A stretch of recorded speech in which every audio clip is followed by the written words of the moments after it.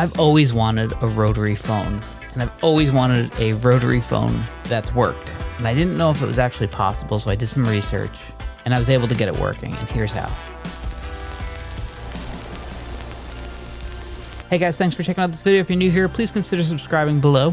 We put out new videos all the time. So like I said, I've always wanted a rotary phone, and I just never knew about which one I wanted, how to go about getting one. I mean, I guess you could just go to flea markets and hope for the best, but I wanted one that definitely worked. And in rewatching Mad Men, I saw a particular model and I was like, that's the one I want. And I just so happened to find the guy who was the prop builder for Mad Men and was actually selling the phones that were used on that show. I mean, come on, look at that. That is beautiful. I mean, it just had such a cool look to it to begin with, and the fact that it was actually used on the show makes it even better. I'm a huge fan of Mad Men, so obviously I had to get it. And truth be told, it wasn't expensive at all. So there was a couple things I had to do, and there's much better tutorials out there for how to do this and how to walk you through it, but I'll walk through the basic settings. The first thing I needed to do was get a number, and I used a website called VoIP.ms. That's their website. I'm not paid by them or anything like that. That's just who I use. So I signed up, created an account, and they basically gave me the walkthrough instructions for the particular model of Grandstream that I was going to get. And the Grandstream was what created the dial tone and basically the voice over IP function. So they gave me a list of ones that I could get. The one I had originally purchased wasn't going to work for this.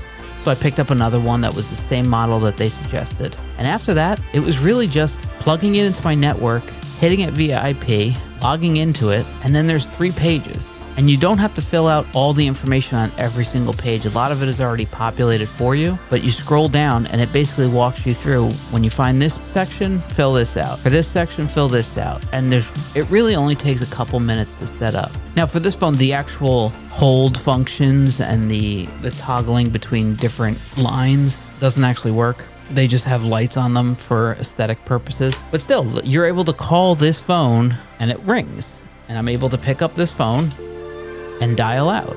And it'll ring. Like I tested it with my cell phone and a couple other things. So I started using it as an office phone for work. And I'm really one of those weirdos who can literally just sit there and stare at this thing. Like I think it's so beautiful looking. But that's all there was to it. Like I said, it was a super easy configuration. Super easy to put together. And once you have the phone and you have the phone that you want, that's half the battle right there. The Grandstream device wasn't expensive at all. The VoIP service wasn't expensive at all. I think it can get expensive if you're constantly using it and you're on the phone for hours and hours, or you're doing like international calling and stuff like that. That's where it can run up a bill. But for my purposes, I was using it for quick calls throughout the day, and I never exceeded. I've been using it for 3 months now, and I don't think I've hit $10. Not expensive at all. Definitely cheaper than a cell phone. That's all for this video. If you liked it, beat the out of the like button, and we'll see you next time.